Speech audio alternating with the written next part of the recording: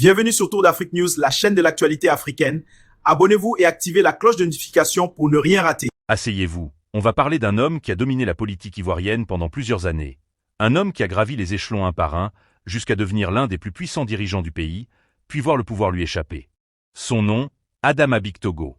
Adama Bictogo est né le 14 décembre 1962 à Agboville, une ville du sud-est de la Côte d'Ivoire. Dès ses jeunes années, il a montré une curiosité pour le monde, la gestion et l'organisation. Il part étudier en France, où il obtient un Doc 2 en économie appliquée puis un master en stratégie et administration d'entreprise. À son retour en Côte d'Ivoire, il ne choisit pas la vie tranquille. Il s'immerge dans le monde des affaires, d'abord en tant que directeur dans de grandes sociétés locales, puis comme PDG de plusieurs entreprises et fondateur d'un groupe qui porte aujourd'hui son nom. SNED, un conglomérat actif dans les technologies, l'énergie, le transport, le BTP et d'autres secteurs clés de l'économie ivoirienne. Très vite, il comprend que pour maximiser son impact, il doit lier affaires et politique. Et il le fait de manière intelligente et méthodique. Son entrée officielle en politique se fait au début des années 2000. Il devient ministre chargé de l'intégration africaine, un poste où il travaille à renforcer les liens de la Côte d'Ivoire avec ses voisins et à consolider la place du pays au niveau continental. Puis, il franchit le pas vers l'arène parlementaire. Il est élu député d'Agboville, puis, avec le temps, il étend sa base politique à Abidjan et dans d'autres régions. Et puis arrive le moment clé de sa carrière. Le 7 juin 2022, il est élu président de l'Assemblée nationale de Côte d'Ivoire avec une très large majorité. Imagine, un homme qui a commencé dans les affaires, qui a bâti un empire économique, devient l'un des plus hauts responsables politiques du pays. À ce poste, il n'est plus seulement député. Il dirige la chambre basse du Parlement, il influence la législation, il définit l'agenda politique national.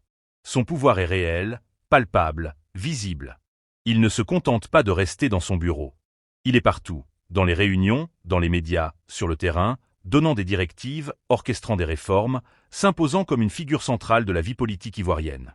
On le voit aux côtés du président de la République, on le voit défendre les grands dossiers, on le voit galvaniser les foules. Il devient la voix d'un parti, d'une vision, d'un projet pour la Côte d'Ivoire. Mais dans la vie politique, l'ascension est toujours suivie d'un moment de vérité. Et la vérité finit par rattraper même les plus puissants. Vers la fin de l'année 2025, la donne change. Les élections législatives ont lieu.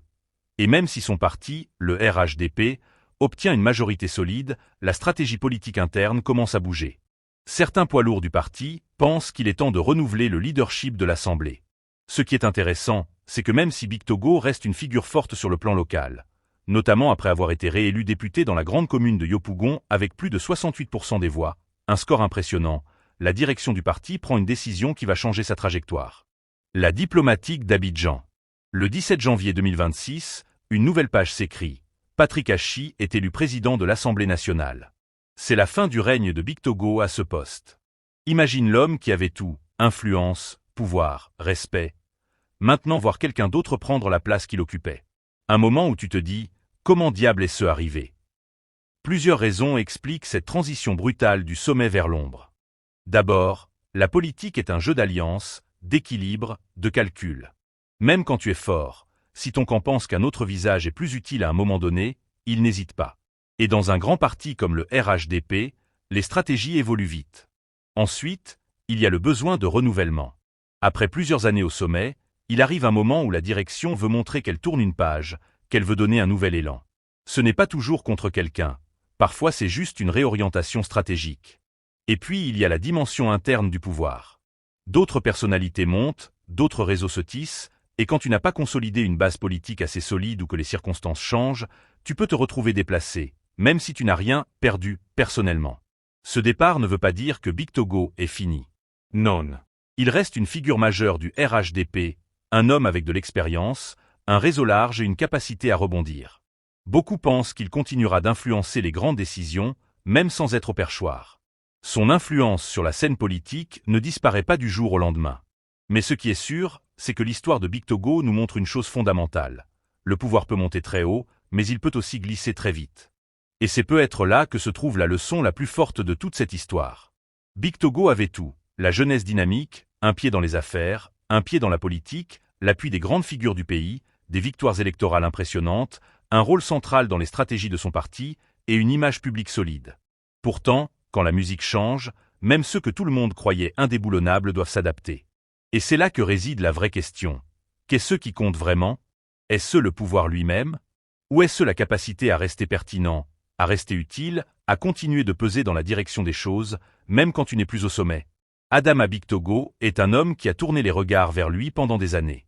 Mais aujourd'hui, avec un autre à la tête de l'Assemblée, il se trouve face à un nouveau défi, se réinventer dans un paysage politique en perpétuel mouvement. Alors, vous qui regardez cette vidéo, posez-vous cette question.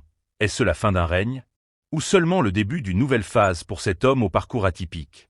Dites-moi ce que vous en pensez dans les commentaires. Aimez la vidéo si ça vous a parlé, et abonnez-vous pour d'autres récits aussi intenses que celui-ci.